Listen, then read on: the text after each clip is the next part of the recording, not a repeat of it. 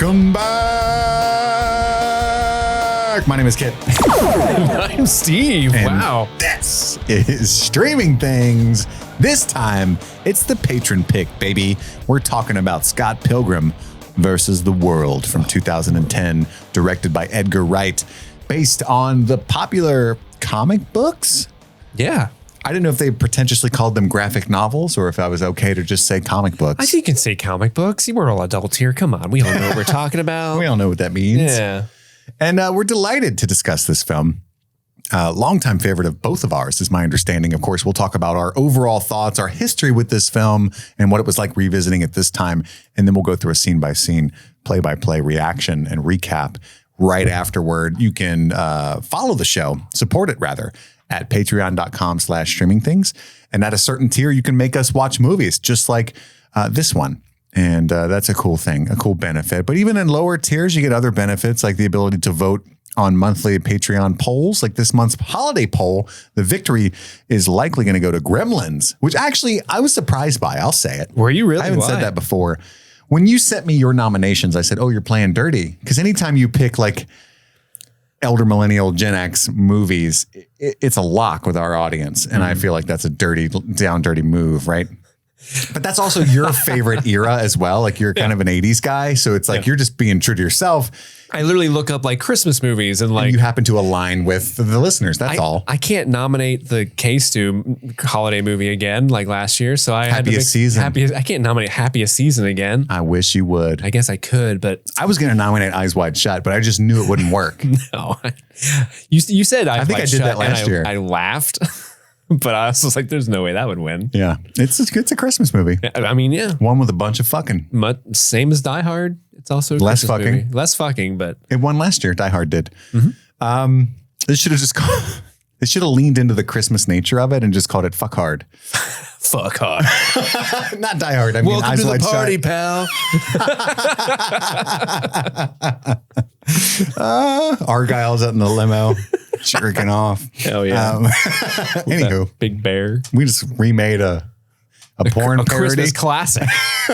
A porn parody of the Christmas classic. Yeah. Yeah, I just thought Gremlins is popular, but it's no Gremlins 2. Gremlins 2, as many know, is the one. That's the one you want. The superior Gremlins. Yeah, that's right. It's kind of like Evil Dead 2, where like he realized what it was more and just leaned into it. Yeah. So I thought will maybe, I nominate Gremlins 2 next month in January? Who's to say? Yeah, so I expected a Scrooged victory, if I'm honest, which I think is not even second place. Or what was your other one? Because you picked... I picked Klaus. Klaus, that's right. And I don't even remember what, to be honest with you. Something else, Fire. Some other fire movie. My boy came in as Klaus. Violent Night, pulled the pulled the fans from Stranger Things in, the David Harbour fans. I love Violent Night. I think it's great. But Klaus is an unexpected recent classic, I would call it, for Christmas. But anyway, I'm happy to watch Gremlins. It looks like that's going to be the victor. So you can join things like that at patreon.com/streamingthings, the Discord membership, all that stuff. If you can't financially support the show, more than understandable, especially during the holiday season, but times are tight in general for everybody right now. So tight. People message us all the time and say, hey, I have to pause my patronage temporarily. I'm just really struggling financially right now. You don't have to message me that. We get it. We're just the fact that you would even consider giving us money for the show is a huge honor, and we will thank you eternally for that. We get notified when people cancel their memberships, but 0 times have we ever judged anybody for that. No it is completely understandable. The more money that we're able to make with this show, the more time and energy we're able to devote to it. And we're excited for the future when one day, episodes every day, baby, just all we have so many things we want to cover. Yeah. That we just can't devote. We have to pick and choose. And it pains us. We are just two mortal men. That's right. And sometimes Madison is here as well. Yes. And a mortal woman. And a mortal woman. Who's as strong as 2 mortal men, but still mortal. Stronger. But so I just wanted to shout that out because I've gotten a few of those messages in the past few months, and you don't have to apologize for that. We're just so happy you ever thought to pay actual monies to us at all. And we appreciate you so much, even just for listening to the show, rating sharing it with friends or sharing it on social media, giving it 5 stars and a review on iTunes. Stuff like that is so helpful. We appreciate you. I hope you're having a wonderful relatively stress-free holiday season. And hopefully Gremlins will help with that. Next week, we're going to be talking about Lost episode 12, but also a very special holiday episode where we're going to be doing kind of a Streaming Things greatest hits. We've had a lot of the patrons pick out their favorite moments from this year's episodes. Is that correct? Yes. And you're going to be probably clipping them. And I think it's this year and a little bit of change because I think some of the things people suggested were things like Andy's infamous Polyjuice Potion moment. Was that not this year? I think that was technically last November, or the November prior, excuse me. But we're going to count it. Yeah. Because that's a great, it's within 12 months from when you initially asked. Yeah. Actually, that is true. It is. Yeah. So stuff like that. So look forward to that. That'll be a hoot and a holler, a blast. What else we got? We got any other business news or anything? You can email the show, streamingthingspod@gmail.com. Yeah, buy some merch. Go to streamingthingspod.com. There's links to our merch store. West River Printing is phenomenal. If you need some merchandise made for any reason. Merchandise? Yeah, go to them. And let's get to our review of Scott Pilgrim versus the World. Steve, what's your history with this film, and what was it like watching it now? Okay, so I have a very long, storied, and intimate history. Checkered past. Several evil X's worth of a past, one might say, with this movie. Let me right out of the gate. Let me just say, got Australian for a second. Right out of the gate. Let me just tell you, Scott Pilgrim versus the World is one of my favorite movies of all time. Definitely in the top 10, maybe the top 5. I adore this movie to death. The first time I saw this movie, I remember it like it was yesterday. It was the year 2010. I was in Orlando, Florida for a Star Wars convention. I was there with, been on the show many a times. Phil was there. Our buddy John was there. And our friend Josh was there. And John specifically, I remember my buddy John, he was very, very excited about this movie. And I think we all were, but he specifically was incredibly excited. And so we found a movie. We had spent the whole day at the Star Wars convention, and then we found a movie theater, went to that theater, and saw Scott Pilgrim that Friday night, the opening of it, at least for that theater. And what a time. It was like this really cool. What a time to be alive. What a time to be alive. It was this really cool theater that was kind of ornate. I remember there was like a weird... They had like some cloud decorations in the ceiling. Wow. So it was if you were like, I don't know, under a night sky, which was I mean, come on. Like Pagemaster style? Kinda. You know what I'm talking about? Yeah, kinda. Wow. That's a movie I haven't thought about in decades. Yeah, the Pagemaster. And one of my favorite, I've told this story on the podcast before, but it originates from this viewing was the showing of the trailer for Devil. Do you remember the movie Devil by M. Night Shyamalan? No, I never watched it. I've never seen it either, but I will never forget seeing the trailer that played before Scott Pilgrim because the movie's running. And if you don't know, it's like a story about several strangers trapped on an elevator, one of which may be the devil. And so like the trailer's playing, you could tell the crowd's kind of like into it. Like, foosball's the devil. I know that. Yeah, foosball is the devil. Where is he? As soon as the foosball pops up, I'll know who the devil is.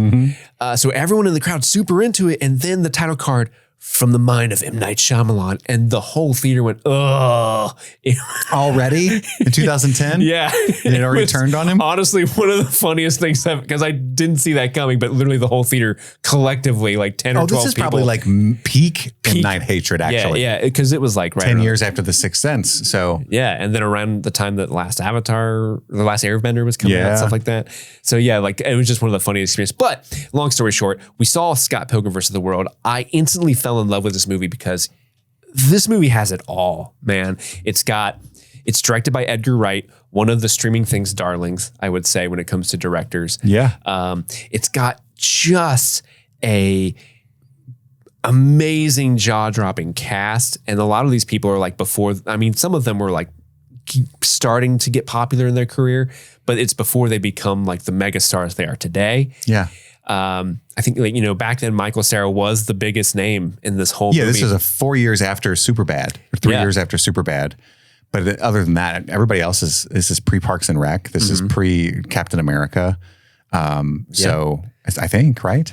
Yeah, this is definitely pre-Captain America for sure. But I mean, like, it's so funny to watch this movie now. And like, Michael Cera was the biggest star when this came out, and several of his contemporaries in this movie have like eclipsed him in terms of like what they've gone on to do star power wise. Yes. But everyone's so amazing.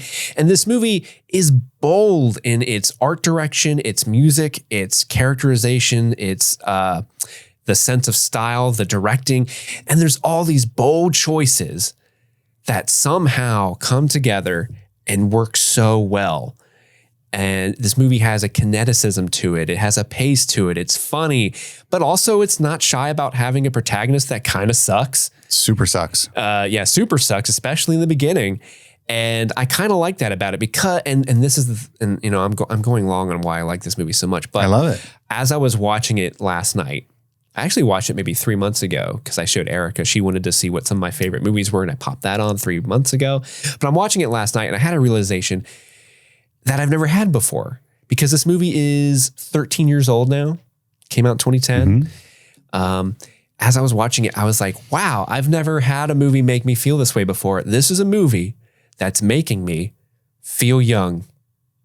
Nice. Like it's making me feel young again because the music's playing and it's just bringing me back to that time period when I was young. Because when in 2010 I was 22, I'm Scott Pilgrim's age, or the age that character is supposed to be in the movie, and so I was in the perfect time period of ingesting this franchise, ingesting this movie. So yeah, like even the seedier things, the things that haven't aged well in this movie, because there are several. Yes. Even those things bring me back to that time. It's like, I remember when people thought it was okay to say that. I remember when I was younger and some of the things you did were selfish and not super cool, but you learned from your mistakes, right? And that's why this movie kind of brings me back to that time. And I love it so much because it just makes me feel like how I did when I was a young teenager, early 20-year-old. And it's just super cool and fun. I agree. Yeah. I kind of missed the boat on this movie. Yeah. 2010 was not a year. I've talked about it way too many times, but for new listeners, history of drug addiction, blah, blah, blah, blah, blah, blah, homeless, blah, blah, blah. And 2010 was like the peak of that. You know, I got sober in 2012. So I didn't even watch this movie until 2013 or so.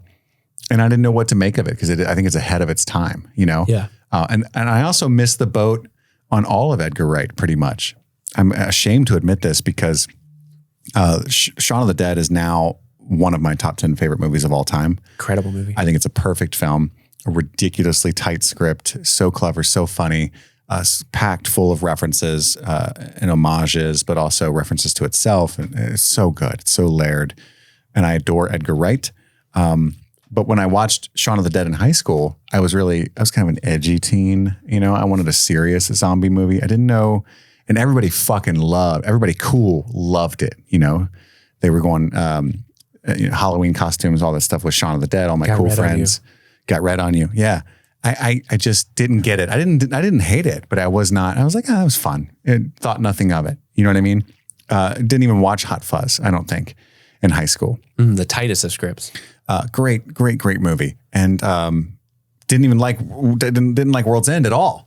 So it was anyway. And so didn't think much of it. And it was only to like 2013 through 2016 where I not only began to appreciate these movies, but became obsessed with them, including Scott Pilgrim, but much more so Hot Fuzz and Shaun of the Dead. I've told you guys many times that I discovered as a bad parent that little kids will watch Edgar Wright movies because of his style, his crazy quick, frenetic editing style, which is weird. I've looked it up. He uses different editors for a lot of those. So it really has to just be Edgar is the only constant in those.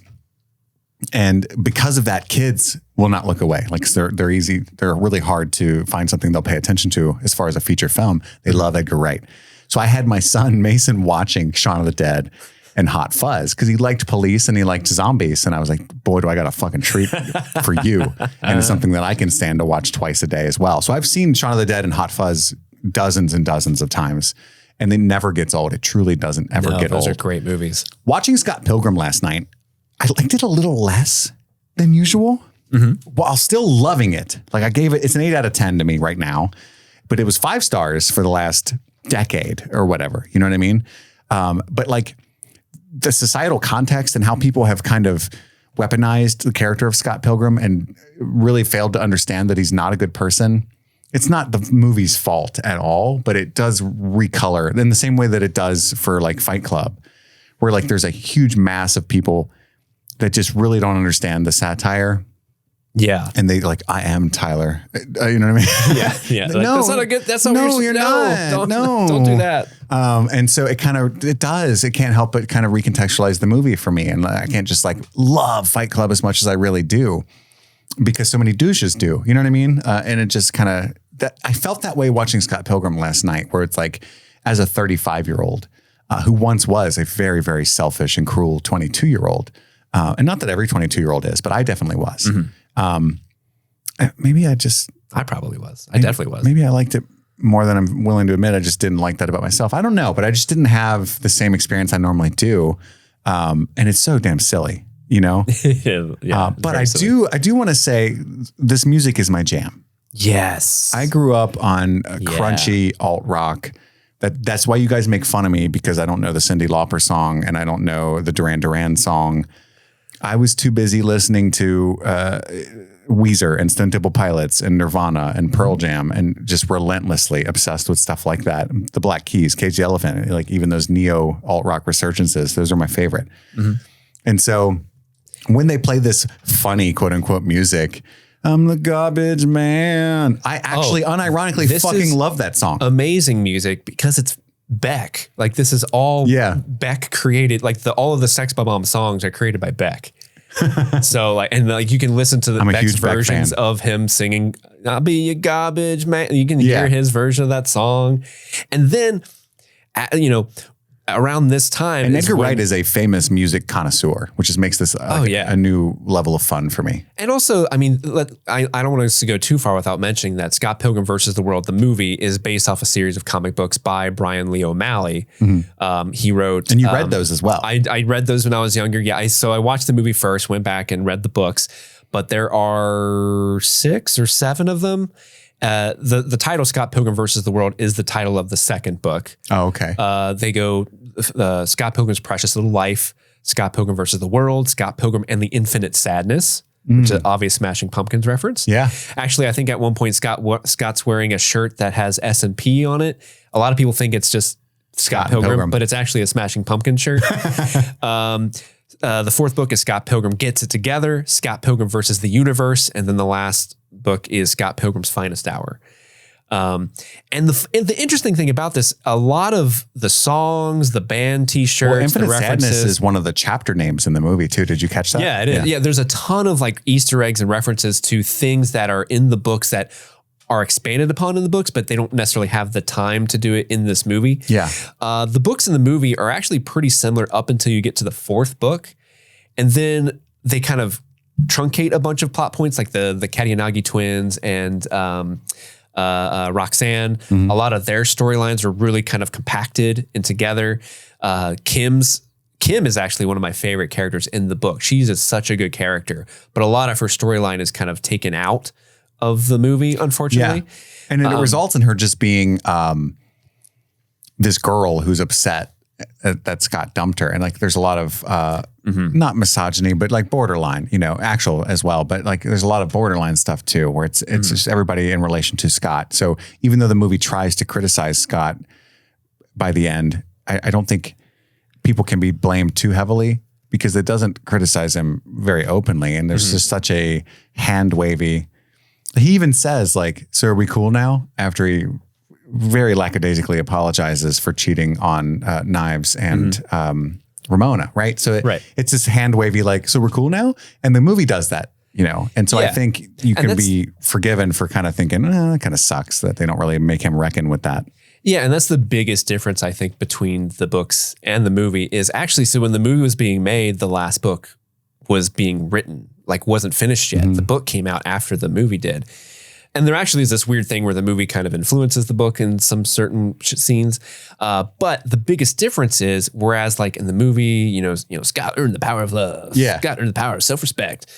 The books actually go much more into, Scott has to live with the mistakes he's made. Like they're actually like the Nega Scott confrontation is a much bigger deal because it's like, oh no, you can't just like, hey, we're cool now. You have to like reconcile, like, you did something, you made a mistake, you have to earn these people's respect back. Right. There's got to be a penance, a real amends made that the movie doesn't allow. Yeah. And there's also, funny enough, the movie, actually, the way the movie ends, there was actually 2 different endings shot because they didn't know how Brian Lee O'Malley was going to end the books. Right. So they shot 2 different endings, wondering which way he was going to go, which we'll get into that when we go through the scene breakdown. But it is very interesting. If you do like this movie, and then I agree with you, there is, I think the ending of the movie, the last act, is like the weakest part of the movie for me. Yeah. Because it doesn't wrap up these loose ends as well as it should. But if you like the premise of the book, you like the style, you like the jokes of it, I highly encourage you to not only go and read the book so you can get a better version of the story. In my opinion, it's a much more, modern take on the story, even though the books are just as old as the movie. Yeah. But also, go watch Scott Pilgrim Takes Off on Netflix, because it's also a really great expansion of this. I don't even want to breeze past that. And fast forward like a minute if you don't know anything about the show, because I do think it's a wonderful surprise. But Scott Pilgrim Takes Off is an adaptation on Netflix that we all thought was going to be a beat for beat remake in cartoon form. Because they got the same cast. The and entire everything. cast is back. Down to the Kieran Culkin, like everybody, Chris Evans, Aubrey Plaza, Brie Larson. Chris Evans. The entire first episode is a beat for beat remake, and then it has a huge change in plot. And then from then on, you take over from Ramona's perspective, but it's not just like a gender swap version. Like I can just hear the groan of people, of South Park fans out there going, so it's a woke version. No, if I even just act like that's a real word, it's not. It's a brilliant reckoning of the failings of the movie and the original story, but in like the societal impact that it had, where these characters get to make actual amends and like heal instead of just being defeated by this douchebag. Beat each other up, yeah. Yeah, and it acknowledges like the choices that Ramona made. Like she kind of breezes past it in the movie, like, yeah, I dabbled in being a bitch. Like, no, you were like super shitty too at one point, and all these people are just legitimately hurt individuals, right? That haven't been able to heal. Yeah. Anyway, I just was so surprised by that tactic that the show took, and it is again from Brian O'Malley and Edgar Wright, the show as well. So, super recommend that if you're a huge fan of this movie. I think it works as an incredible companion piece 13 years later with the movie. Honestly, like the way the characters end up in Scott Pilgrim Takes Off, I much prefer the way where they end up in this movie. Like it's much more satisfying as a fan of these characters to see like, I love how they take that character. Other than and that, their most story. of them are dead. Yes. Yeah. In the end of this movie, most people are dead. Was surprising. They're just a pile of coins. Yeah. But so overall, great movie. Yes, it's a phenomenal film. It's seminal work for millennials for sure. And I adore. You guys know. You may not know, but I'll tell you now. I'm goo-goo for Brie Larson. Gaga even? Yes. Goo-goo for Mary Elizabeth Winstead and Jason Schwartzman. I just love all these people dearly. And seeing them all together in this film where most of them started is just really fun for me. Huge fan of the band Metric. Launched to stardom because of this movie. Don't even get me started. So Metric, if you guys don't know, is like my favorite modern band. The Clash at Demon Head, the main song of this movie is a real song by a band named Metric. It wasn't created by Beck. And Steve got me hip to that when we started doing this podcast. You know, I was a big fan of this movie. We talked about it and you're like, you should check out Metric. You know, it's a real song, a real band that I love. Because I talked about how much I love female vocalists. You know, I was like, dude, Paramore and shit, you know. Love. And you're like, dude, Metric, that's my jam. Big fan. Yeah. Listen to that song all the time. And if you like the Brie Larson version, you can also like the Metric version. Yes. You got 2 great versions of an amazing song. It's a banger for sure. Also, there's another band called the Broken Social Scene, which is basically like a big Canadian like super group of like a bunch of popular Canadian bands sometimes come together and form the Broken Social Scene. It's like a K-pop, the members change. Yeah. Like sometimes sometimes there's 6 members, sometimes there's 19. Yeah. It's one of those. Metric has been involved with them. Stars, Feast, a bunch of very popular Canadian bands have in one way, shape or form been a part of this band. Brian O'Malley's Canadian, I imagine. super Canadian. Okay. Yeah. A lot of the because Edgar Wright's not, so I'm trying to find the connection. Brian Lee O'Malley, like a lot of the locations they go to, like he just lives in Toronto, and that's like where he went to school or where he went to the library. You know, it's very personal to his story. But so the Broken Social Scene has a song in this called "Anthem of a 17-Year-Old Girl," which is Knives Chow's song. But also they created the songs for Crashing the Boys. So the so sad, like all that. That's so a Broken Social Scene. Like they created that music, but then the actors sang it. Awesome. Just a lot of great music in this band or in this movie. Yeah, and the movie was a failure. We should colossal failure. We should point that out as well. It grossed less than $50 million on an $85 million production budget. So I'm assuming with advertising, it lost over $100 million. And the reviews were mostly positive, but not very enthusiastically. But I think over time, it's become like a huge cult. Absolutely, classic a cult classic. Which I remember. Excuse me. I remember it being incredibly shocking that this movie failed as hard as it did. Because the Comic-Con before this, they had a Comic-Con panel where they're like, hey, we're talking about Scott Pilgrim. It's so great. Which, by the way, surprise for you, we're showing the entire movie here. And so if you were at that panel, you got to see the whole Scott Pilgrim versus the World. Let's dive into it. Let's dive into this failure of a wonderful classic. And there's so many details in this movie. And it's dense. It, like any Edgar Wright film, it really, really rewards repetitive watches, repeat reviewing. Even I've seen this movie 20 times, and watching it last night, I was just catching little jokes in the background. I was waiting for the beat of my favorite joke, and then I would catch something young Neil saying in the background or something and just laugh. Yeah. But it starts off really rough. I mean, the first line of the movie is Scott Pilgrim is dating a high schooler. Not so long ago, in the mysterious land of Toronto, Canada, Scott Pilgrim is dating a high schooler. He's 22 years old, dating Knives Chow, who is 17 years old. And they don't do anything. They've never even held hands. I want to stress that. But it's not a good look, as Wallace says. But she has the capacity to geek. I just love the dialogue, because obviously Steven Stills wants her to freak out about his band, and is she gonna like geek out? And he's like, oh, she'll be chill. I want her to geek out. Oh, she has the capacity to geek. Yeah, I'm sure she could. You know. And then we get the band practice and this phenomenal opening credits, where I guess what Edgar Wright did is film that same shot and put the carpet down and stuff, but like in a warehouse. I think that's practical, right? Yeah, it's a like practical the long room. Yeah, it's a practical effect of them in a very long room where he's pulling the camera back, and Knives and young Neil on the couch are just like 20 feet away from the band. I love playing. That. In my notes, I have it during this scene. I have it written. We're 3 minutes in, and I fucking love this movie so goddamn much. The We Are a Sex Bomb song that leads into the opening, the credits, gets me so goddamn hyped. I meant to wear my Sex Bomb shirt. Oh, well, you work enough though, buddy. What a loser. But yeah, that pullback, and you see the band, and I don't know if you pay attention to Michael Cera when they're in that wide shot. Michael Cera is giving, like he's just like jamming out so hard. And he's he plays bopping around. Yeah. So every one of the actors, so Allison Pill, Mark Webber, who plays Steven Stills, and I can't remember the guy who plays young Neil. All three of them never played an instrument before, and they had 2 weeks to like learn their instruments before production. That's what I love about grunge in general.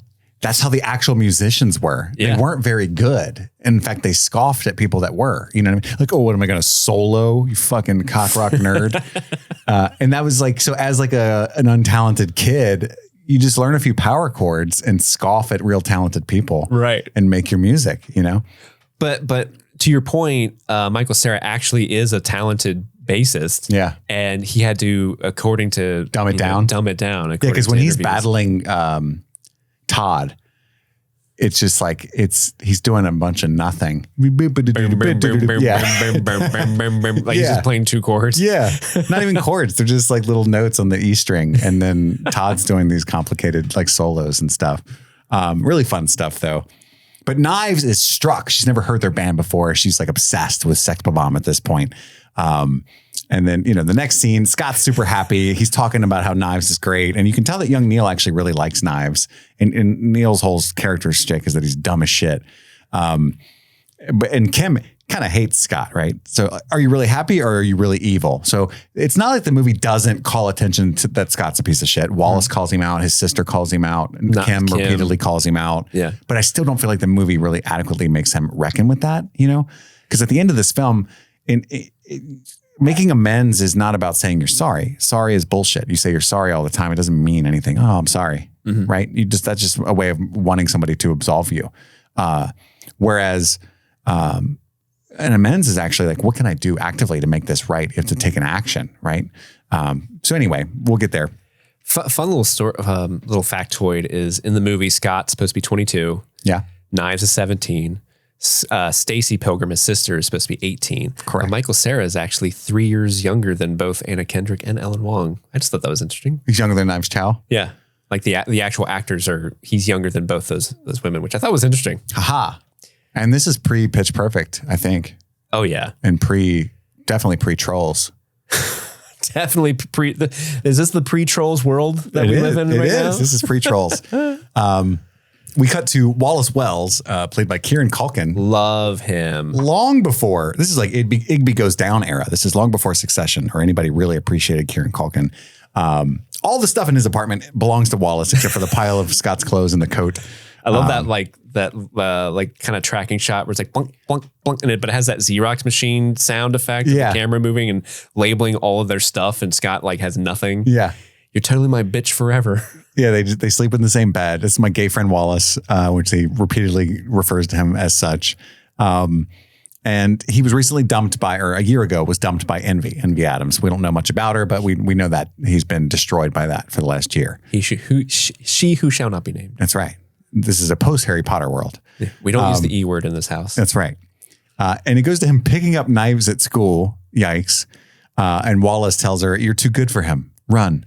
And they have that whole conversation. And then they're playing like a Dance Dance Revolution ninja game. Is this a real game that you're familiar with, Steve? I am not. No, I'm pretty sure it's a fake game, but it's meant to emulate Dance Dance Revolution. Yeah, but also there's like a fighting component to it. But because of I think they're adding like the ninja element to it because of the world. Like in the comic book, Roxy's supposed to be like a legit ninja. Yeah. But I think here this is kind of rough to say, but I think here they're just implying the ninja aspect to knives specifically. That's what I thought too, and I didn't like it. Because he does say she's Chinese a bunch. Her name's Knives Chow. She's Chinese. Or then when she I was going to ask you to come have dinner with my parents. It's like, so like Chinese food. I know. It's not funny. That's one of the first times I caught that was my viewing last night where I was like, huh. But this is when we get the famous did you know that the original name for Pac-Man is Paku Paku? Which I'm sure is a true factoid. That is a true factoid. I did not know that. Which means something like the flip flap of the mouth, right? Yep. To flap one's mouth is what it means in Japanese. But this is actually like an important scene because it shows that Knives and Scott actually are like, they work together well. Yeah. Yes. Which comes back later. They're good friends. Yeah.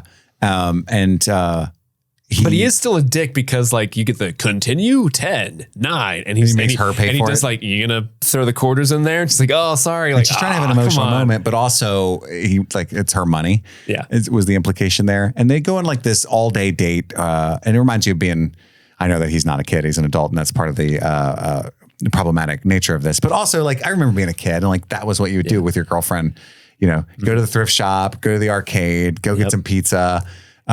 He has that line that's so rough where he's like, she's only allowed out during the daytime. So we're not really dating. And Wallace is like, oh, that's better. Yeah. You're making this sound great. So it's not really like dating. It's like playtime. Yeah. Like, oh. So we see them at the record store, and one of the shticks of this movie is that Julie, played by Aubrey Plaza, works everywhere. And she works at the record store. Julie has issues. And Knives wants a Clash of Demon Head album. And Scott never tells her that he used to date Envy, the lead singer of that band, but he just like throws her Clash of Demon Head album aside. Like, definitely don't need to listen to them. He won't take her into his house. He's like, it's a man cave situation. No girls allowed. Secret lair. Would you want to see where I grew up? And then he just turns around because he grew up right across the street. That's his childhood home. But he's acting incredibly cocky around her and like as if he is a rock star. He's like kind of aloof. Our band is kind of already a big deal, but it'd be cool if strangers wore our t-shirts. And he says something like, I knew I personally rocked, but That's cool that you think that we collectively rock as a unit. Yeah. Yeah. Which he doesn't. He's actually very insecure. He's still mourning envy, and he's using knives to feel better, right? Mm-hmm. Which the movie does acknowledge, maybe just not hard enough. But then Ramona Flowers skates through his dreams, which she uses his hyperspace highway of a mind to deliver Amazon packages faster. Yeah, there's a really convenient hyperspace. The magical realism of this movie, I love that it's never remarked upon. That's one of the charming things about it, is that you just kind of go with it. In the book, there's like this really funny exchange, because they kind of expand on this exchange where Scott's like, I'm sorry, what, a hyperspace highway? She's like, yeah, you guys don't have that in Canada? And like, yeah, she's like, oh, okay, weird. I wondered why no one else was in there when I would drive through them. Like, yeah, it's great. Like, it's just this funny kind of that line's in the movie, but it's not. It's just so one off. Yeah, it's that. I just like it's a little bit of a self-deprecating humor on like the Canadian. Yeah. Oh, like, yeah, because Brian Lee O'Malley is from Canada. Yeah. And then I have a note that says other Scott. It's because Wallace has a guy named Scott in his bed, because Wallace is a bit of a player and he calls him other Scott. And so they're all three just sleeping there together at one point when he wakes up from this dream. I do just want to say, yeah, I'd be okay if they could just recast other Scott, because I don't like that actor. You just don't like him? Yeah, I don't know why. Like the way his line delivery, I'm just like, dude, what are you doing? I thought you were going to say I'd be okay with sleeping with Kieran Culkin or something. Yes, I 100%. I was like, okay, yeah. I would love for Wallace to be a catty bitch to me. Please, yes. Please do that to me, Daddy. You're going to be the Jimmy for sure. Yeah. Who the fuck is Jimmy? That's right. So he sees Ramona at the library and he's like, oh my God, that's a real person. And he's with knives. And she's like, do you know her? And he just ignores her. And then they end up going to Jules's party, which none of them are happy about. Young Neil is like, I guess, bored as well, but he's more like, oh, this is where we get like the classic, really, really good Edgar Wright scene transitions. Because there's like 5 or 6 location changes within a minute. And it's all seamlessly done because he's in the library and then like he's playing the one note at band practice. And then where are we going? Oh, they're outside on the street now. Like, oh, this is going to be so boring. Oh, they're at the party. Like, it's just this really quick.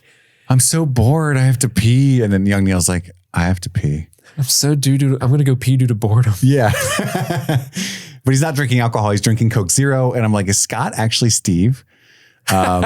Steve loves Coke Zero. I do. Yeah. I do. And we get Nelson Franklin, who plays Como, kind of pops up. The guy who knows everybody? The guy who knows everybody. This is one of my favorite jokes in the whole movie, where he goes up to Como because he knows everybody. He's like, hey, Como, do you know a girl who looks like this? And he just holds up this like shitty drawing. He's like, oh yeah, that's Ramona Flowers. Yeah. She's American. She's from America. And so he goes, she's supposed to come to this party. So he goes around the party looking for Ramona. And we get one of the most iconic shots from the movie that like, all the negative space of the wall with her off to the right. This one girl. And then he like deletes the words as he slides up to her, tries to tell her the Pac-Man story, but unlike the confidence that he has with knives, he fucks it all up. And at the end, she's just staring at him like, okay. And he goes, I'll leave you alone forever now. And she says, thank you, and walks away. This is one of the things I really wish they would have, because they removed this from the book, but I wish they would have kept it in the movie. Because one of the things that I criticize about this movie is Ramona actually kind of like giving Scott a chance. The celerity with which she falls for Scott is bizarre in the movie. Is bizarre, but there is a small detail I think they should have kept in where, because he asks her at one point, am I dreaming? Because he's literally been seeing her in his dreams. Right. And so when he says it out loud, he thinks, oh shit, I just said a dumb thing. She also thinks that, and she goes away. But later on in the movie, when he tells her like, this is going to sound weird, but I think I've been seeing you in my dreams. And she realizes, oh, you're the dude that I've been driving through your dreams. I thought you were just crazy. I'm so sorry. I really thought you're just being a weird dude. Turns out I actually was in your dreams. That is an important, I think, connection, at least early on in their relationship in the books, that I think they should have left in. Yeah, because it makes her seem like, oh shit, I'm really sorry about that. Yeah. My bad. But they kind of skim over that. My bad on the trespassing kind of thing. And then he starts interviewing everybody at the party about Ramona. He stalked her until she left the party. Yeah. He's like watching her go upstairs and stuff. Jules forbids him from hitting on Ramona because he's known as a bit of a player, right? He's known as a rake, if you will, is what they would have called him in Victorian England. Mm-hmm. He's been with Lisa. He's been with Holly. He's been with Kim, the drummer. He's broken all of their hearts. I love Something that. what Like, he does. Me and Kim are all good now. And then it whip pans to Kim and there's like that scary music and she's just staring at him. Yeah, definitely not good. Wallace tells him he should break up with Knives. Guess who's drunk? And he's like, I guess Wallace. I'm guessing Wallace. Texts his sister while passed out. How do you even do that? And Scott immediately starts ordering from Amazon because he knows that she's an Amazon delivery girl, and then starts waiting for the package immediately. I like how Scott Pilgrim Takes Off does this a lot better and actually like leans into it, and he's just waiting for days and days. Yeah. I do love the how clueless he is. Like, hey man, what's the website for Amazon.ca? Which I guess is Canadian Amazon. Yeah. And he's like, Amazon.ca. Oh, okay. But then when he gets on the computer, he's like, dude, this thing claims I have mail. Dude, now I'm reading it. Yeah, he's so amazed at email. He gets an email from Matthew Patel explaining the League of Evil X's and the challenge that he's about to submit. He's like, blah, blah, blah, blah, blah. God. And it looks like, I love the shtick where it looks like it's dawning on him. Oh my God. This means this is so boring. And he deletes it. So he's about to break up with Knives, but doesn't do it. And because he's a coward. And then Steven tells him that they've booked a show. They're doing a bad job on the ninja game now. Yeah. And then he's just so busy thinking about Ramona. They're not connecting. And he books a show at the Rocket for the Sex Bob-omb. And the winner gets a record deal with G-Man Graves. Indie producer of the Millennium.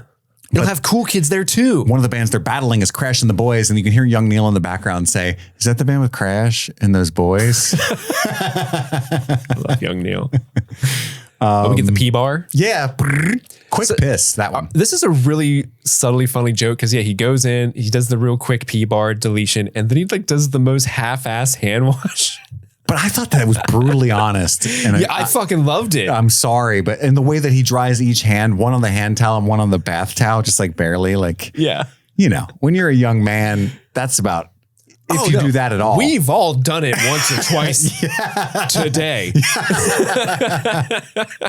It's like the Shape of Water thing. Maybe you should wash your hands before you pee so you don't get your dick dirty. That's actually quite brilliant. Yeah. Have you ever seen that movie? I have, but I didn't. Michael I didn't Shannon's character always washes his hands before he pisses. And there's a big scene about it. But I actually worked with a guy because, you know, you're in the bathroom, there's urinals and stuff. And my boss is a giant muscled man at the time. And he goes in. Is he a real shrimpy nerd now? No. He still is. I imagine I just don't see him anymore because I don't have that job. But he washes his hands and then he walks to the urinal and starts to pee. And so we have the kind of relationship where he pokes fun at me a lot. So then I'm trying to like rib him. You know what I mean? So I'm like, you're not going to wash your hands after you piss, you know? Because I noticed that he did it before, but I wasn't trying to harp on that. I was just trying to harp on him heading straight for the door after he zipped up. And he was like, I washed my hands first.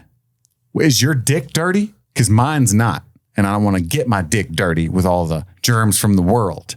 And I was like, I guess, man. Like he took it so seriously. And I was like, I don't know where to go with this. So that's a thing at least one person and a character from that movie believes. I'm just saying of all the things to have personality traits in common with in The Shape of Water, Michael Shannon is probably the one you want to at least have things in common with. Yeah, but maybe it's onto something. I don't know. Maybe.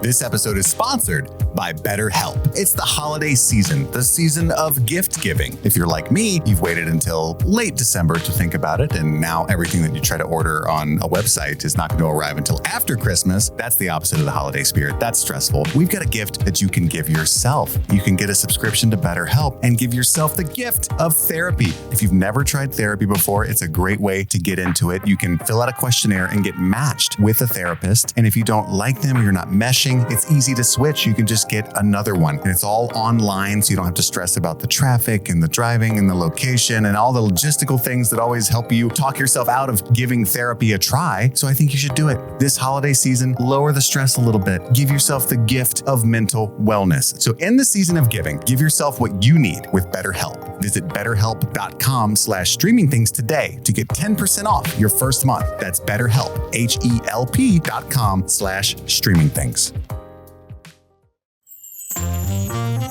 Ho, ho, ho, happy holidays and happy streaming, everybody. This month, we want to give a special shout out to all of our patrons who keep the lights on at Streaming Things, but we especially want to give a special shout out to the super patrons. They are Kaylee Sampson, Stanton Valentino, Anthony Corona, Infamous, Brent Stradamus, Sunshine, Huckleberry Cauliflower, Optimus, Mike from New Hampshire, Brett X, Emily Scarano, Little Tickler, Svento7, Jay Scramo, Haley Anderson, AK Ashley Ray, Adam Busby, Wendy O'Laughlin, Joey Stewart, Jason Hawkins, Big Butthorn, Conrad, Rabbit Dog in a Barbie Car, Charlie Friday, Alexis Adler, Linda Eklund, Emmy, Joe Velez, John Collins, Amber McVeigh, Amanda King, Trisha Bueller, Sun Loving Mortal, Suzanne Rode, Lauren Waller, Jadinklage Morgoon, Jen Robinson, Kalisha Reeves, Aaron Armstrong, Kevin Strother, Ryan Moore, Ashley Powers, Stephen V, Casey McCain, and of course, Enza. Thank you all so much for supporting the show. And with that,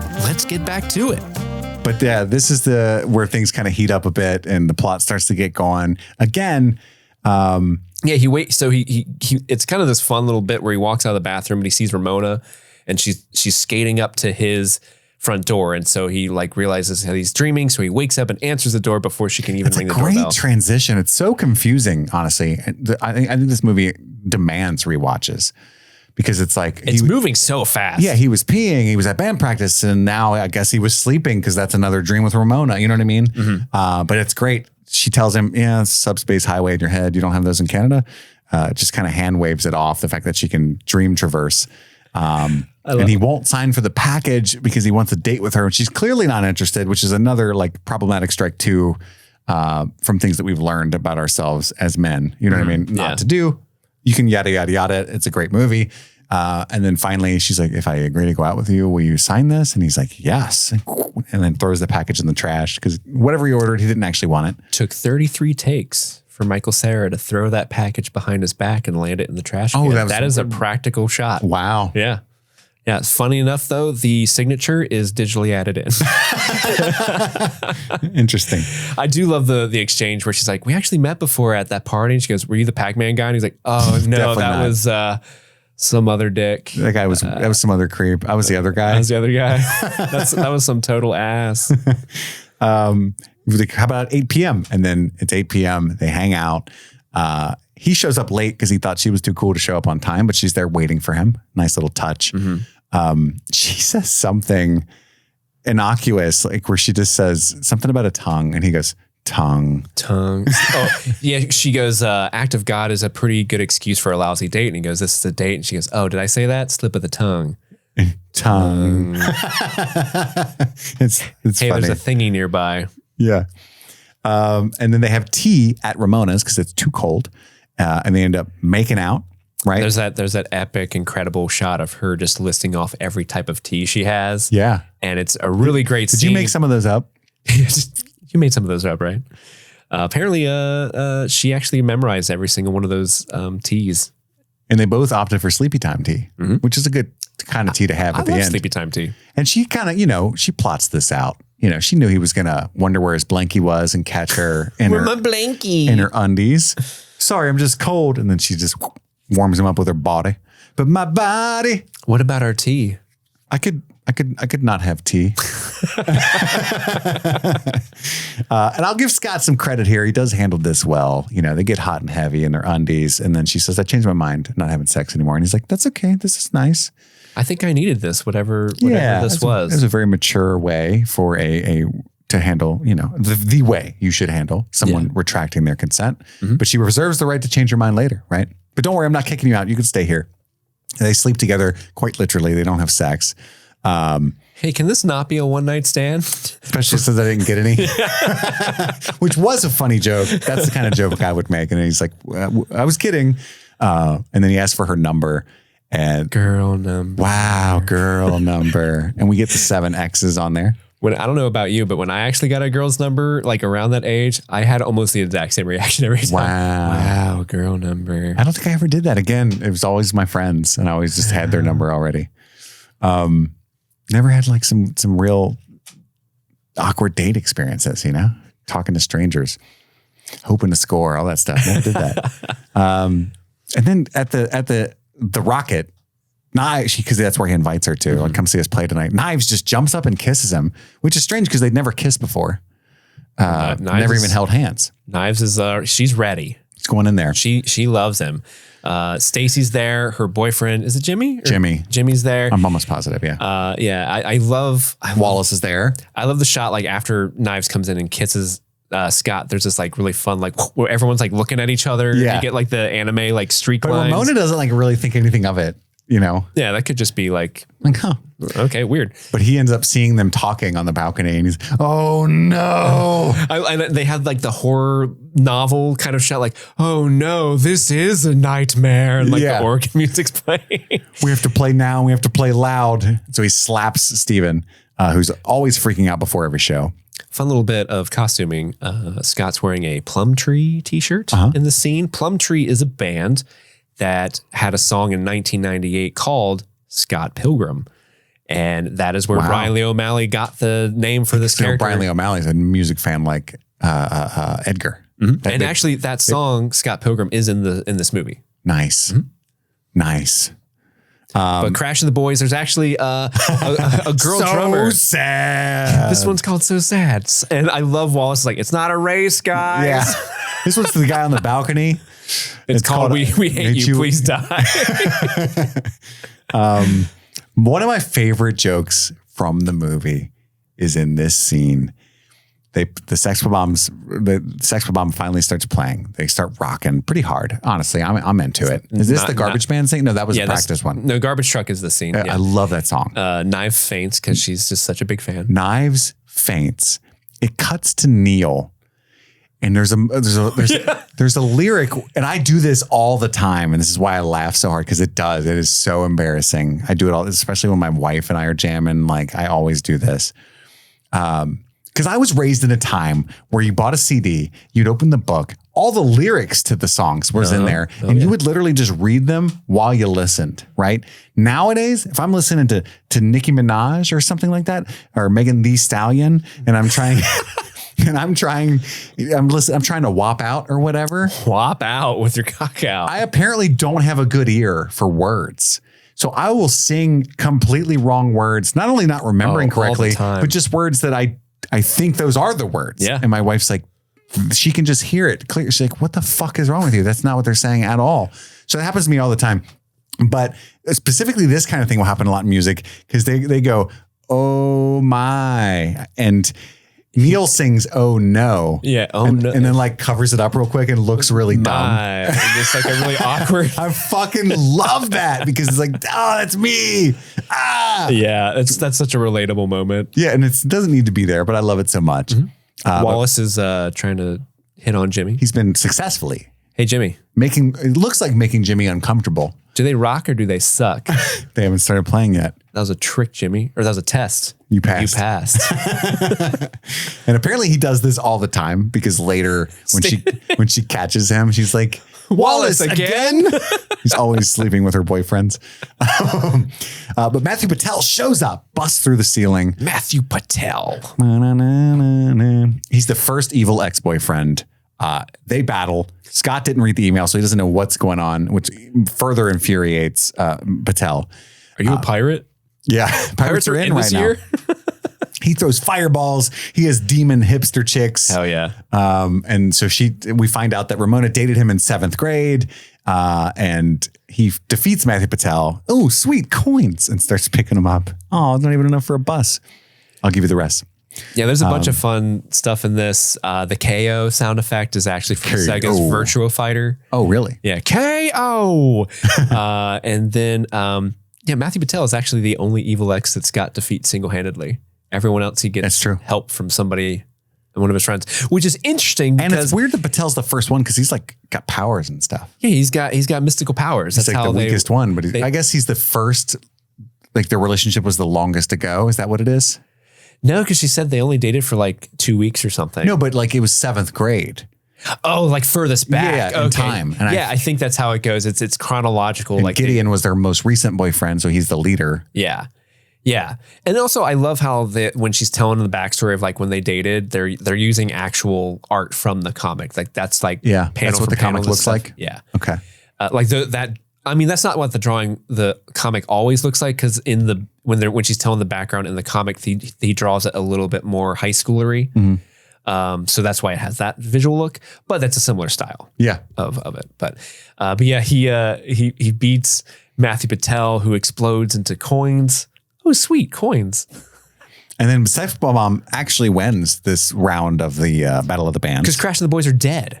They win by default. Oh, true. Because when he's whipping out his fireballs, me and my fireballs. He kills him. Yeah. And my demon hipster chicks. I love how it becomes a Bollywood fight. It's so good. Yeah, he vaporizes Crash and the boys. And so they win, but Ramona and Scott dip out. That's where she tells him about her 7 evil exes. And he's like, oh, so we're dating? And she's like, I guess. Does that mean we can make out? Sure. Awesome. And then we get the Seinfeld. The sitcom intro. Somebody got to second base tonight. Well, maybe first and a half. And that somebody is me. I don't know if you're picking that up. And they got a studio audience for this whole scene. He tells Wallace he needs to leave his apartment because Ramona's coming over and he doesn't want him gaying up the place. But first, Wallace is watching a Lucas Lee marathon. Well, he's like, I have to issue one of my famous ultimatums. Break up with knives. This one might live in infamy. Break up with knives. You have to do that now. And it turns out that Wallace brought Jimmy home. And so Scott has like, well, double standard. Yeah. As he walks by. I don't make the gay rules. You take it up with Liberace's ghost. And so then we get the scene where Knives wants him to meet her parents. And he's like, so we're having Chinese food? And I'm ashamed that I laughed, but I did. And that's when she tells him that she's in love. And we get the like love smoke words. And he like waves it out of his face like a cigarette. And then he does, in fact, break up with Knives. Says that he's too old for her. Well, he gives her all kinds of excuses at first, which that's a valid one. And then at some point, I say that because the age thing is an important impetus for what Knives does, because she thinks that he ends up with Ramona because Ramona's older, and so that's why he's with that fat chick. Yeah, I only knew there was good music like 2 months ago. She's got like 5 years on me on the good music track. Yeah, she just found out about good music. And then he's like sad on the bus for a second and then starts thinking about Ramona and just forgets completely about Knives, who's in fact devastated. Yeah. Poor Knives. We get more band practice. And then it goes back to Wallace's house. New. And that's when he tells him about his new girlfriend. And he just leaves band practice. He's like, young Neil knows all my parts. So he's selfish to the band. He's selfish to Knives. Like, you know what I mean? He's just always. And also he's really, really weird about Ramona dyeing her hair. So she dyes her hair blue, and he's just, that almost completely wrecks him. Like, how dare you dye your hair and not tell me? I don't think it's meant to be like he's controlling of her. It might be, but I took it like it's so not him. He's such an anxious person. He hasn't cut his hair since Envy dumped him 3 hours after he last cut his hair. Well, he cuts his own hair, yeah. He's so unable to process making decisions like that without wondering how other people are going to react. He's worried so much about what other people think of him that he can't process someone just not giving a fuck what other people think of them. Yeah. So because he's like thrown into an abyss of confusion, because he even says like, she didn't even make a big deal out of her or anything. How am I going to like live up to that? So, yeah, he's projecting his own insecurities on her. Yeah. And it also like makes him way more insecure in their own. And I love that shot when she first arrives with the blue hair and it's just him in the background just staring right at the hair. You changed your hair. Yeah, I do that like every week. And in the show, she dyes her hair at the beginning of every episode. Yeah. In the cartoon on Netflix. That was neat. But yeah, Wallace pretty much tries to give him a pep talk, like, get your act together. But when you flake out, come meet me at the castle. So then we get like a 15 minutes later and they're doing the garlic bread thing. Bread makes you fat. Wait, bread makes you fat? One of the best memes. Yeah. 30 minutes later, he's like, I wrote you a song. And he like, that's the Ramona's ballad that plays like 3 times throughout this movie. The Beck song. And then 45 minutes later, your hair's pretty shaggy. And then he gives the explanation of why he cuts his own hair. It's because Envy broke up with him. Also, little cameo, the announcer that's describing like, Scott hasn't cut his hair in over 3 days. That's Bill Hader. Really? Yeah. That is Bill Hader making a little cameo. Everyone I've ever loved is in the cast of this movie? In this movie, yeah. Holy shit. I And if you listen to it again, knowing it's Bill Hader, you're like, oh, fuck, that 100% is Bill Hader. That's so Bill Hader. Wow. I love that when it cuts back to him, it's just his hat is on. they do that joke several times. Yeah. It works every time. Every single time. I'm going to go re-rate this. It is definitely not just 4 stars. It's 5, baby. And it cuts to them walking because that's an excuse for him to have his hat on. Mm-hmm. No, I just like walking, putting one foot in front of the other. In front of the other. And then they walk to the movie set that Wallace said that he was going to go to earlier. It's a movie starring Lucas Lee. And that's when they realize that Lucas Lee is an ex, the next evil ex of Ramona O. And he ends up having to fight the entire stunt team, which is a great. Oh my God. I just have to say, I think my favorite part of the movie is Chris Evans as Lucas Lee. Such a good character. He is hamming it up so much. And you can tell he's having the time of his life playing this character. Yes. It's so much fun. And it's so much Going different. for the Oscar this year. Going for the Oscar this year, bro. Oh, that's actually hilarious. Literally everything he says in this, like, he's only in the movie for what, 5 minutes? But everything he says is fucking quotable. My wife, she actually hates most of my mannerisms, but she does get a kick out of it because every time I get a meme or something from one of you guys, it's actually hilarious. I go, it's actually hilarious. He's pretty good, huh? Sometimes I let him do the wide shots when I want to get blazed in my Winnie. My Winnie. But yeah, like he comes out to the Universal theme, which is fucking hilarious. Yeah, like you said, his stunt team beats him up and they have like a really epic fight. But he can't defeat him, so he has to trick him with his wits. Yeah, he's like, you're a pro skater, right? Not only just a pretty good skater, got my own skate company. He has like a skate company tattooed on him, yeah. Somebody get me my board. So do you think you could do a thingy on that rail over there? It's called a grind, bro. It's called a grind. So could you do a grind thingy on that rail? You're not going to goad me into doing this dangerous trick. There's chicks over there watching. Somebody get me my board. And then he does this incredible, this gag shouldn't work, but it does, where it keeps cutting back to Scott. Wow. But the third one is what gets me, where it cuts. It does a slow-mo version and then cuts away from it. And then he ends up like exploding at the bottom. Totally bailed. He went over 300 kilometers per hour because it's in Canada or anywhere but America, really. Let's be honest. Yeah. So he defeated sort of Lucas Lee. And then we cut back to. But Ramona's bailed. She disappeared. She disappears, yeah. He can't get a hold of her. He leaves a message. And he tells, I think he's talking to Wallace, where he says, I think something about the L word. He's like, you thinking about using the L word? And he goes, oh no, Wallace tells him it's like, if you really want to fight, if you really want this girl, you got to fight for it. It's time to break out the L word. And he goes, lesbian? The other L word. Lesbians? So by the way, a fun little tidbit, and it's brought back at the end when he accidentally tells her, I'm in lesbian with you. I said lesbians. Either that or he's just has a fear of commitment and he did that on purpose. Maybe that's what you're supposed to read into that character. But you're aware that Ewan McGregor is married to Mary Elizabeth Winstead. I'm very aware. You don't know which one of those people you're more jealous of if you're me. Same. I really hope that they greet each other every day by going, hello there. And then sex. Yeah. Just vigorous. Just mushing parts together. But he'll fuck with her like out of love, and he wears the shirt that says, I'm in lesbians with you. Oh, this is Ewan McGregor? Yeah, Ewan McGregor has a shirt that says, I'm in lesbians with you. That's adorable. That he wears when he's with her pretty often. And I think that's fucking adorable. I was so happy when she got cast in the Ahsoka show because I'm like, oh, they're both in Star Wars now. Oh, yeah. I didn't even track that. I really want her character. Too bad that show was rotten ass garbage. Because I love her. It was not great. So then after he can't, he says, I'm, lesbian, that whole thing. Envy is the one that calls. Hey, Scott. And then Knives shows up. instead of Ramona at the door. This is a really funny visual gag because Knives is at the door and Wallace is he just left. And you could see Scott in the background like run back away out of the line of sight as Wallace closed the door, and then he like nosedives through the little window, through the glass, and then it cuts back to Knives and you could see him walking in the sidewalk behind her. But you can see him reach in and grab his jacket too. Yeah, that too. And then you can see him walk behind her, and she's like, "What?" Because she saw him, right? He just left.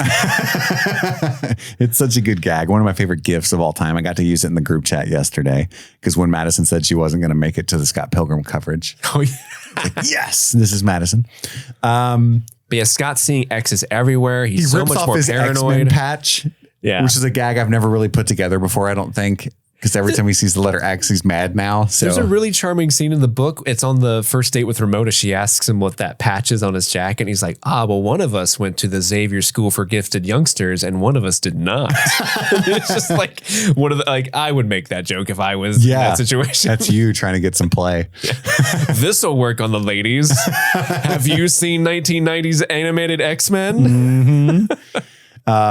And he runs into a third X, but it's actually the fifth one that he fights. I think it's Roxanne, but she can Roxy, I think is the fourth. She can like teleport and turn into a bat. I'm not really sure what's going on. So by the way, Roxy is played by Mae Whitman, who you may recognize as Michael Cera's girlfriend in Arrested Development. She plays her. So if you ever watched Arrested Development, that's who that is, which is kind of funny that they work together on this as well. Interesting. And Arrested Development is after? This is before. Okay, so they had already worked together. Yeah, Arrested Development was before. Actually, so Arrested he's Development, from Superbad and Arrested Development at this point in time. So he's by far the biggest star. Arrested Development actually, so Edgar Wright credits that show as being the inspiration for why he thought Michael Cera would be a good Scott Pilgrim, was because he saw him in Arrested Development. But Roxy, played by Mae Whitman, is she is also maybe the second most quotable character in this movie. Like every one of her lines are like, "You punch me in the boob. I'm bi-furious. Prepare to die, obviously." Or like she says some sort of weird convoluted thing. And he goes, "What's that from?" And she just gets flustered. It's like, my brain. It's from me. Yeah. And this encounter, he just basically tells her, "I don't fucking have time for this right now." And she fucks off. Which is kind of her. Yeah. It is. So then he goes to see his sister at work, but she leaves because she doesn't want to talk to him and hear his bullshit. Sorry, I had to go. And it's Jules. But she's getting censored. Yeah, she's doing that herself somehow. Don't worry about it. She keeps saying the fuck word. Bloop. And then he ends up running into Ramona at the coffee shop. But right as he's about to finally have some closure there, Envy shows up, who he has been warned is wandering Toronto again. And suddenly he's wearing the hat.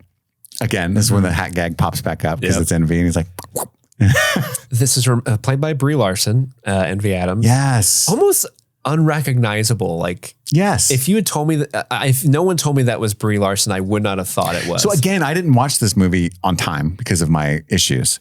And so I watched this movie for the first time, I think in 2014. So I lied.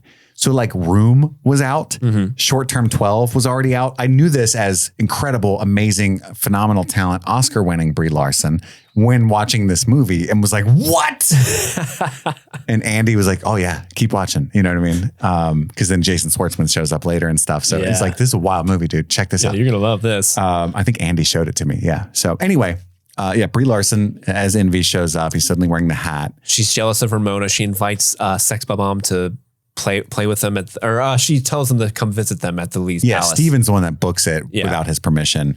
And she just drops the line, I dated a Todd once. And he's like, interesting. We find out soon it's the same Todd. She also continually corrects him when he keeps calling them 7 evil ex-boyfriends. And she's exes, which is because of Roxy. In the bed, there's like a gay orgy going on in the bed when he gets home. And one of the boyfriends says, because he's telling him about Ramona and he's like, and you didn't bang her? Are you gay? These are the 2010 Scott. Jokes. Yeah. That's other Scott. This is why I'm like, I'm okay if you cut other Scott out of this movie. I don't think he's funny. Yeah. And then Steven books them to open for the Clash at Demon Head. The Clash at Demon Head. Well, I want to do a secret show of our band. All our shows are secret shows. A gig is a gig is a gig is a gig. Because nobody knows that they're playing. I like that joke. I love it. There's this also another really funny visual joke where like, come on guys, we need stalkers. And then like whoever it is like walks at a frame and you see knives like, is in the pressed window up against the window and it does like, da-da-da, like and like he's like laying on Ramona and she's furiously watching. So this is where she like dyes her hair and freaks out, ranting about the fat chick to her friend. dating a fat ass hipster chick. She's probably like 25. Yeah. And then she texts Neil to get back at him. I think you're so hot, young Neil. OMFG. And then we get to the show at the Palace where they open for the TCAD. And first, I don't remember why I was taking notes. And even though I've seen this movie so many times, I couldn't remember. But he's like, I've got to pee on her. I mean, I've got to pee. So Knives, Ramona goes to the bathroom. Knives is there with her. Knives has dyed her hair to look exactly like Ramona. And she's just generally creepy to Ramona. Yeah. But Ramona comes out and says like, how do you know that girl again? And so his brain cycles through a bunch of excuses and it lands in between two of them. Oh, okay. And so he combines it to, I got to pee on her. I got to pee. The excuses on the wheel are she's nobody. She's 40. Idiot. No speaka English. When's dinner? Tell Pac-Man 1980 story. No, you are. Pass out. It was nothing, who, her, and I gotta pee. And I think it lands between I gotta pee and who, her. Yeah. I'm gonna pee on her. And then we get the iconic Metric song. Yes, Black Sheep. Hello again. Friend of a friend, I knew you. And then that. And I love the way they cut in between like Envy and Brendan Routh, who plays Todd on bass. Which, by the way, super iconic look. Like the three? The three on a white shirt and white pants with like the bleach blonde hair. Yeah. Very iconic look. But I love especially how like, when he's full vegan mode and his eyes are glowing. Yeah. And like they've got that circular, like almost 1950s superpower effect. Yeah. Very iconic look. But I love when the Metric song, when you get that guitar and it just keeps cutting back to them, just staring at each other with the lights. It's very hype. Very hype. And I think that's why people like the Brie Larson version of the song a little more. She does it a little sexier than Metric does. Well, I have to say, so the Brie Larson version in the movie is different than the Brie Larson version they just released like last year on the. Oh, is it really? Because I prefer the Metric version by a mile. But I think that's just because I got a huge crush on Emily Haynes and Metric in general. Like I just love the way she sings a lot. So I was listening to the two of them back to back because I've been in a Scott Pilgrim mood like all week. So I've been listening to both versions. And then when I sat down and watched the movie last night, I'm like, this is different. Like her vocals are way better in the movie than I think on the. Really? I don't know like if they like lost the original version. So they had Brie Larson. Yeah, because the movie is the one they're talking about when they say that, you know? Yeah. So like, I wonder if like what they released, 2 years ago for the anniversary of the soundtrack was like, maybe they got Brie Larson in 2020 to come in and record something. Cause it is different. Like the way she's singing is very different. Right.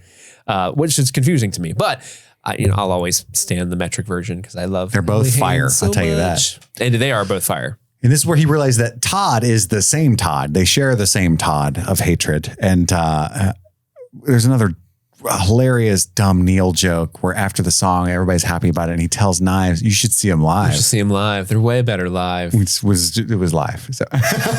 So Jules tells them to come backstage for some reason. Envy wants you guys to come backstage, and this is where also Knives finds out that Scott used to date Envy. She's like, what?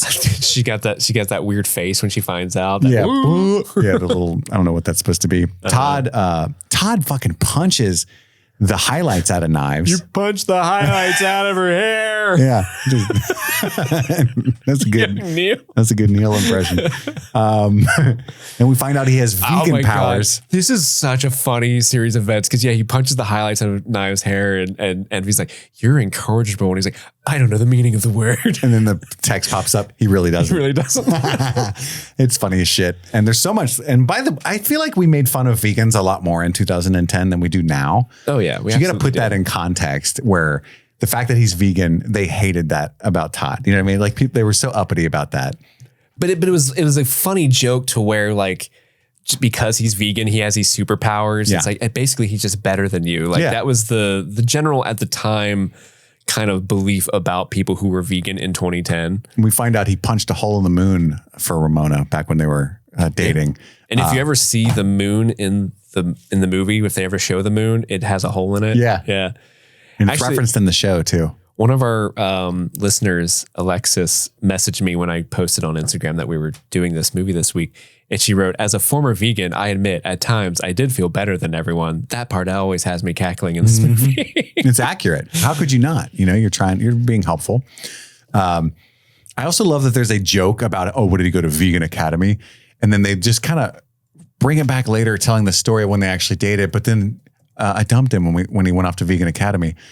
It was a really cool thing that was brought back that I've never really thought about before.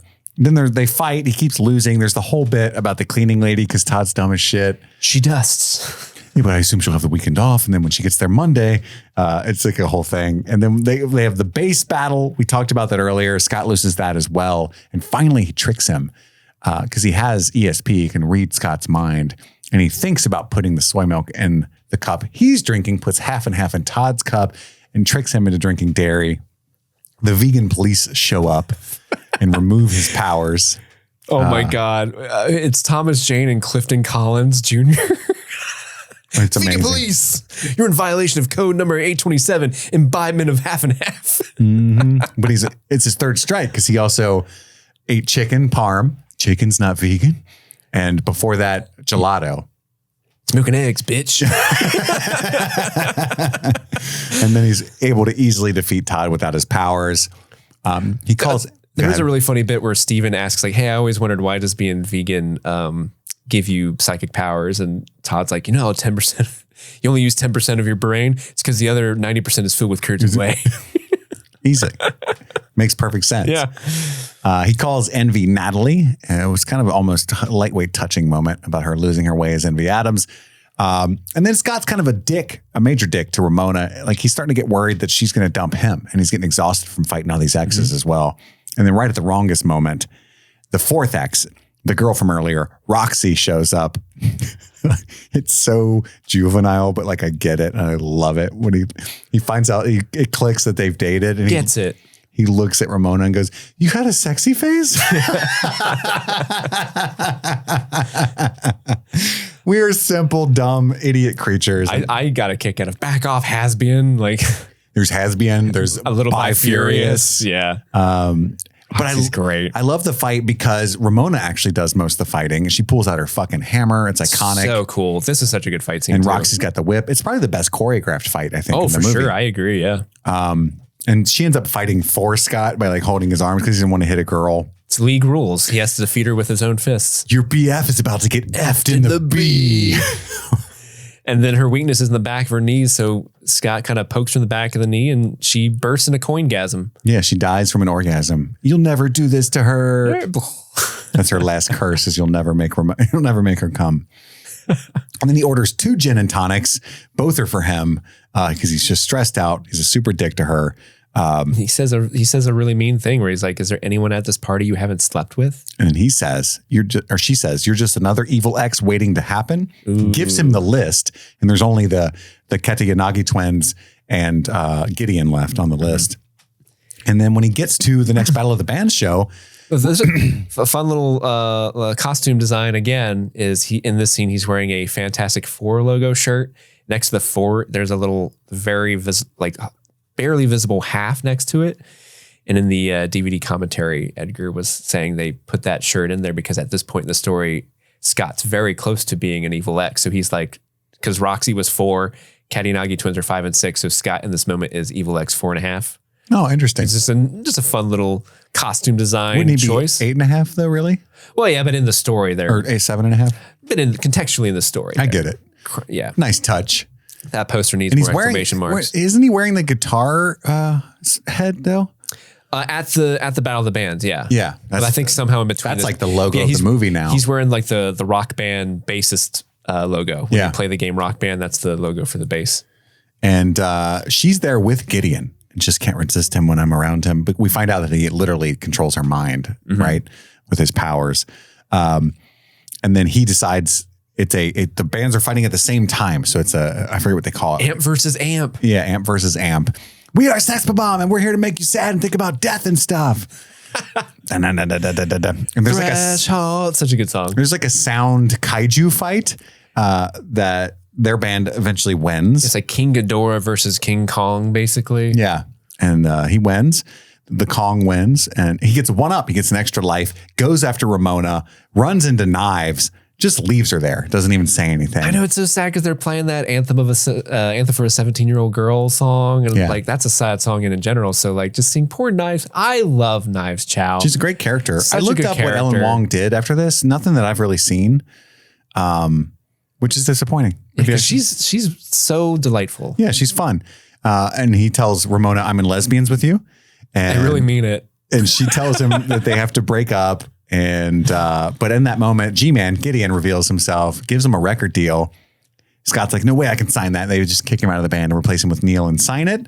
And then we get another version of the Ramona song in the background. I love the call out that like Steven Stills is peeing himself and it's just like pee era. Yeah. He goes to talk to his sister, and I love the gag where she's like talking about the 11 evil exes, and he's like, "It's 7." And she's like, oh that's not that bad. And I love that she immediately walks away on the phone. She's like, "Oh, I know, it's so pathetic." Yeah. He ends up seeing Wallace and the guy's junk, and then he kicks Scott out forever for sex. But also, this is fucking house, and I've been letting you crash here for a year. Yeah. Wallace deserves his own space. And at this moment, Gideon calls. Hey, buddy. I love it in the background. You can hear Wallace go, "What a perfect asshole." And there's like the gag where he thinks he's talking to his boyfriend and they're having sex. Yeah. But he's like, "Oh, no, I'm talking about Gideon." Right? It's just a fun thing for me. And then he like races off to fight Gideon. But first, like the really long extended tying of his shoe. And then he shows up to fight Gideon. "Oh, so you're here to fight me for Ramona?" Like, was that not clear? Was that not clear? Like, love that gag. Scott earned the power of love. Power of love. Defeats all the ninjas with his love sword. Fails. We are Sex Bob-omb, and we're here to sell out and make money and stuff. And she like flips Gideon off with her, as she scratches her nose. So he fights Gideon, loses. Knives Chow comes to the rescue seemingly, but she's actually there to kill Ramona. Both the girls confront him. He makes a lame excuse, doesn't admit to cheating on Ramona. Just, I guess I did cheat on you. And then he gets stabbed from behind and dies by Gideon. And then he's like in the shot of him lying on the ground, and it like the background goes black and it's like dead. That's actually a really an interesting case of where Brian Lee O'Malley actually liked that scene, that shot so much that he lifted that directly from the movie and put it in. Because the ending wasn't written yet. Because it wasn't written yet. Nice. He's like, "That's nice." He's like, "That's pretty dope. I'm Edgar stealing use that." And then he's in the dying dream death world, and ends up talking to Ramona like, "Well, I got time," and all that shit. And he has like his nominal character growth. Gets his second life redo because he had a one up. I learned something. Too bad I'm dead. Why do I have Neil swoons in parentheses on my notes? I don't know. Does Neil swoon? Oh no, Neil doesn't. But no. So Scott's coming in. He gets his extra life. He respawns outside the club. He kind of gets in there quicker. I hate your haircut. He's like, "Steven, the lineup's great. It sounds better without me. Kim, I'm real sorry about me." And Kim smiles. And he goes, "Young Neil, you will now forever be known as Neil." And then he swoons. Yeah, that's right. Neil. And then he gets the power of self-respect, and he owns up. He defeats the ninjas again quickly, and then owns up to his mistakes with both women. Yes, "I hurt you, Knives." Quick apology. We'll take it. And then another fight with G-Man, who ends up like kicking Ramona down the stairs. Bad. And bad. He does defeat Gideon, and then "You can defeat me, but can you defeat yourself?" And it's the Nega Scott, which was referenced in the Ninja game earlier, because he always loses the fight with Nega Ninja. And then he ends up just walking out, shooting the shit with himself. Like, "It's actually a nice guy. We're going to have brunch. Brunch later. We have a lot in common, it turns out." And then Ramona decides to leave town. And that's kind of sad. And then Knives basically you get this kind of fake, whatever. Like the movie wants you to be like, Knives is fine. She told him to go get Ramona. You know what I mean?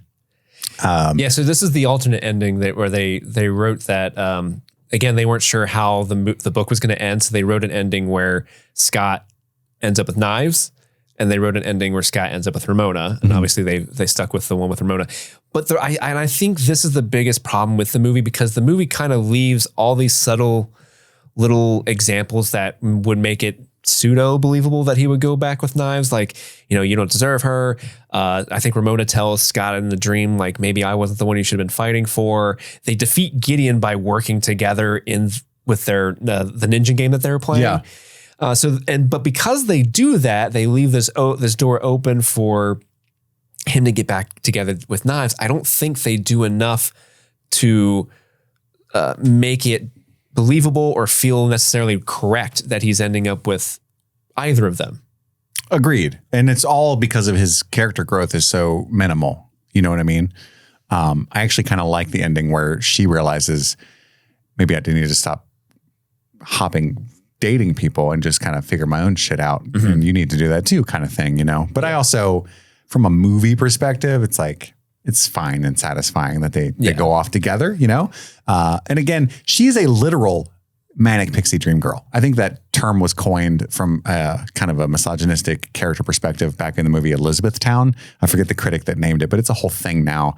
You get that with Eternal Sunshine a little bit, but there's a lot of 500 characters. Days of Summer. Yeah, where it's just like this quirky, cool chick who comes to like emotionally save the man, and that's all that they really are. She's a literal manic pixie dream girl because she's got the pixie cut and then she can traverse his dreams. She's manic. So like that's kind of hilarious. Yeah. But there's so many criticisms that are almost too easy of this movie. It's very 2010. But I adore it. Yeah. And we had a great time talking about it. Thank you so much for choosing it. I hope that you enjoyed listening to us discussing it. And I think that's the end here, right? But does anybody have any questions or anything we need to answer? I have a question. You do? Yeah. Do you love me? I'm in Lesbians with you. Oh, yay. I definitely very much am. Word. You brought the big guns. That's right. Now, this is an incredible movie. Again, if you guys like this movie, highly recommend reading the books, but also definitely check out Scott Pilgrim Takes Off on Netflix. Yeah.